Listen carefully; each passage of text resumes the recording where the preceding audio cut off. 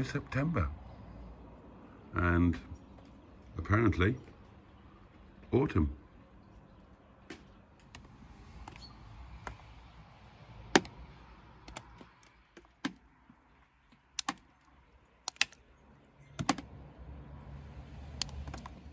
Hello, this is just, well, it's both a test and it's an apology for all of you who watched last night's live stream. So that was Thursday night live.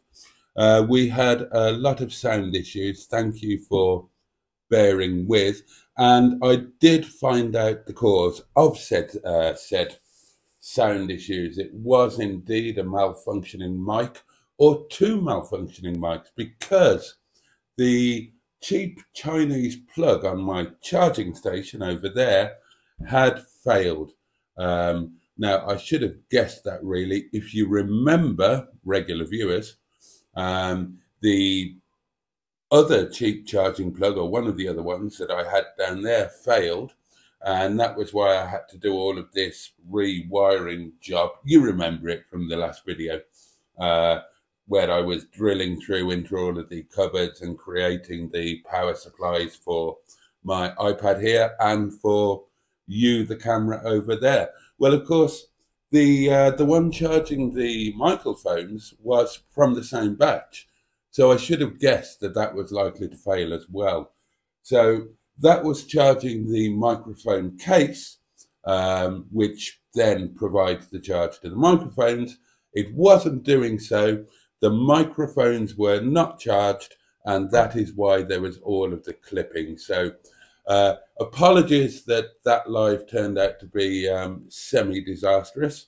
The issue has now been solved, and normal service will resume on future live streams.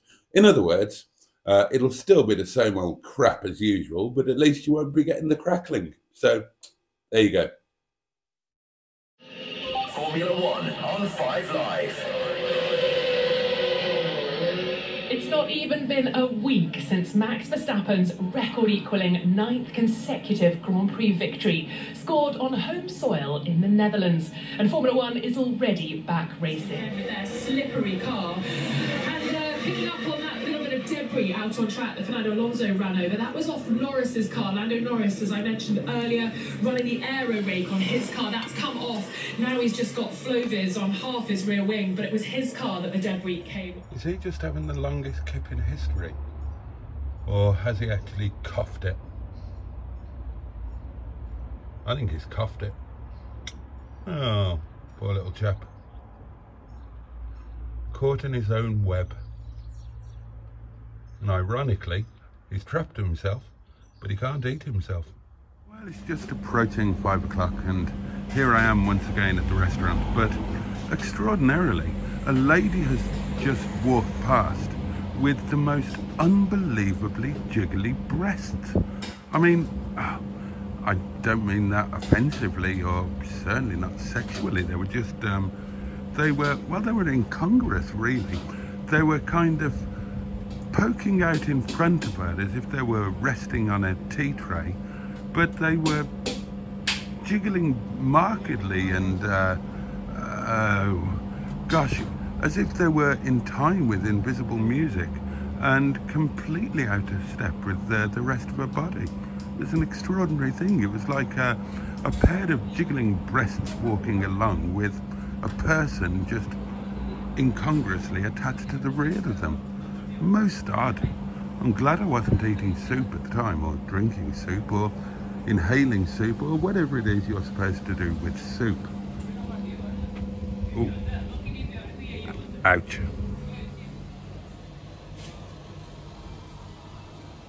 Somebody has been on pickle duty. That's not somebody, that's me. Oh, that's you. I genuinely don't know if we're going to be unexpectedly busy, unexpectedly quiet, expectedly unexpected, or unexpectedly unexpected. Only time will tell.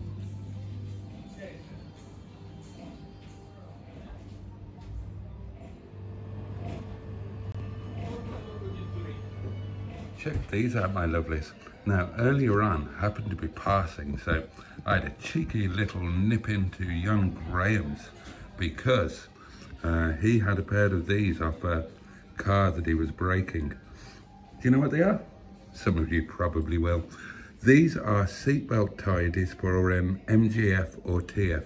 If any of you have driven either of those, you'll know that the seatbelt is right back behind the seat and really inaccessible and difficult to get hold of. Well, these little aftermarket chaps here, you put the headrest through that hole. There's a little grub screw there to tighten it on, and then you feed the seatbelt through the slot there, and that keeps the seatbelt nice and handy to hand, if you'll excuse the phrase. These are, they're like gold dust, and for what they are, they're quite expensive to get in a nice brushed aluminium. So I was delighted to get my hands on these for an Ayrton Senna. So thank you very much, Graham, and I will be fitting these to Melanie Minchbag tomorrow. Hello, my loves. I had a really good ending planned to this daily diary. Obviously, it's Friday night, there's no live stream, and yeah, I had a really good ending planned for when I got home from work, which was at just after 11 o'clock.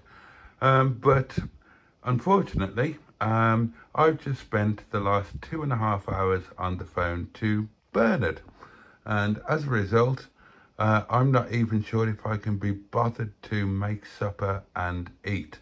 I'm knackered and I really just want to get to sleep. So that is going to be a very abrupt end to this video, and I can only apologise.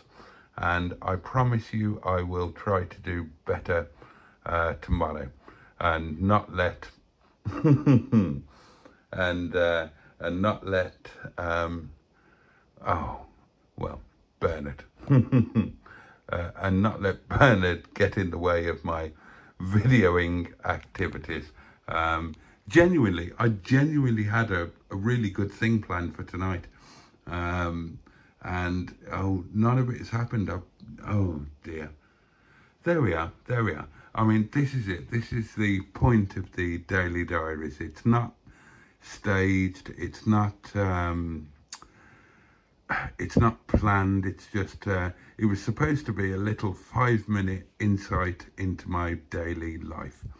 You know, frequently it's been a little more than 5 minutes, but that is my daily life tonight. That's what it's been for me. I plan to come home, do a little bit of work, have some chill out time, and so on and so forth. And none of that has happened. It's now, what is it, 2 o'clock, something like that.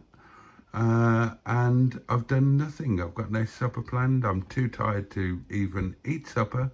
I've not even unpacked my work stuff because I've been blathering away on the phone to, you know, to a certain Bernard, and that's it.